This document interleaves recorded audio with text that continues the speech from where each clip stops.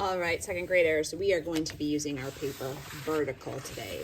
And this trapezoid shape is going to be traced at the very bottom of your vertical tall paper. If you line that trapezoid up on your paper, you really don't even have to trace the bottom because that edge fits perfectly. What we do have to do is we have to worry about these little black marks. What I'm going to do is I slid the trapezoid up just a little bit, and I'm going to make a little mark along the edge of my paper where every one of those little black marks is. I'm going to do the same thing at the top of my trapezoid. I'm making a tiny little mark, not big, right along the top edge of that trapezoid. My next step on this part is to make a line from the top corners of the trapezoid that stretches to the top of my paper. Now I know my paper gets a little cut off in this video, but I'm gonna put my pencil on that corner and I'm gonna line my ruler up. And what I'm looking for is that the top of my ruler should touch the top of the paper. If it's tilted a little bit, that tells me my line is gonna be tilted. So I'm worried about the corner of the trapezoid and my ruler touching the top of my paper, and I'm gonna draw a line. Corner of the trapezoid, a line that touches the top of my paper. And what I've done is I've just created a space that looks like a floor, the sides of the room, and the back wall of the room. When you've completed those steps, you're gonna come up to the rug. The next step, we're going to use our ruler like we've used probably earlier this year. It kind of connects to our wreath project. I lined my ruler up with the top of the trapezoid. I'm going to draw a pencil line on the other side of the ruler, the bottom of the ruler. I am gonna move my ruler down. I'm gonna line it up with that pencil I just made. And I'm gonna draw a line underneath it.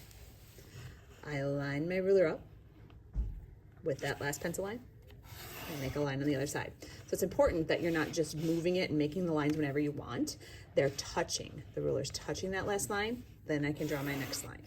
The ruler's touching that last line, then I can draw my last line.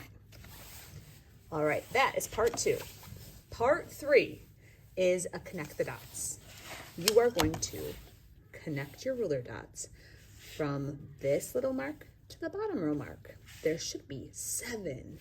1, 2, 3, 4, 5, 6, 7 at the top, 7 at the bottom.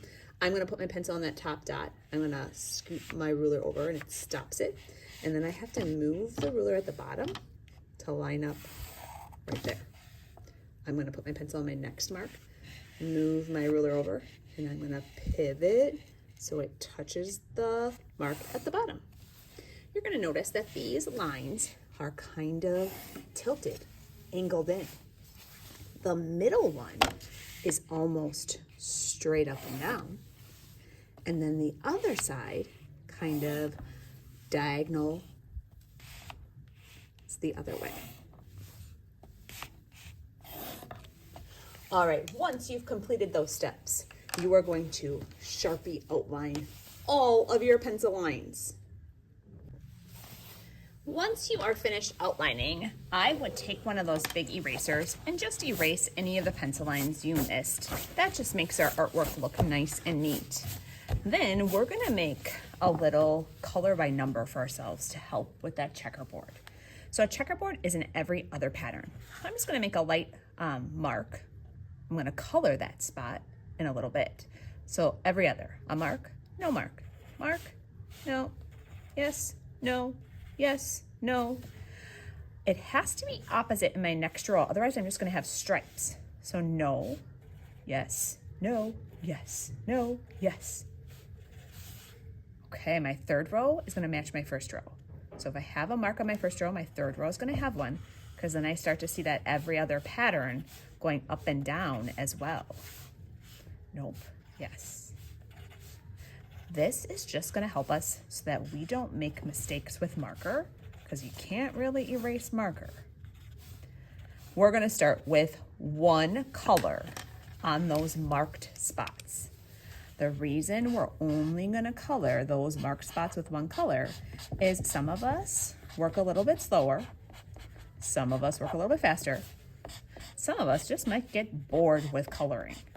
So that means you can just leave your project as one color in white.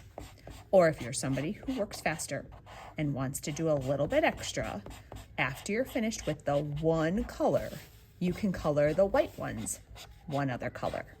So we're only using 2 colors. If we use more than that, we're not going to see our checkerboard pattern. Do you notice how I'm taking my time and I'm not just going really fast to fill in those spots? I want to try to get all the white to disappear, making it my very nicest, neatest work. While you are coloring your checkerboard pattern on day 1, you're going to get called to the back counter to splatter paint. At the back counter, you're going to want to have an apron and your paper with your name on it.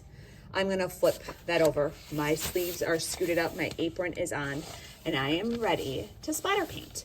So you can move from color to color at the back counter. You're taking a pretty big scoop of paint, so I kind of scooped it like I would with a spoon. The important part of splatter painting is that brush is really close to the paper, and I am tapping down. So I'm just kind of shaking my finger at the top, and remember, my brush is so close to that paper. I do not want to go back and forth. That's what's going to get myself and my friends dirty. When I'm ready for another color, I'm going to move my paper and my body to that color. If it's not working, just give it a little time, maybe a little bit more paint. It kind of helps to allow that brush to kind of move up and down in your hand. Don't hold it super tight.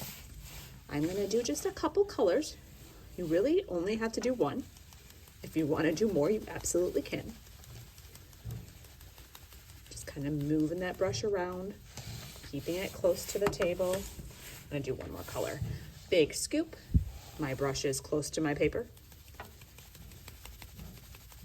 When you're finished, the teacher will show you where to bring your little piece of paper, and you're definitely going to want to go to the sink to wash your hands. Then you can keep working on your checkerboard floor.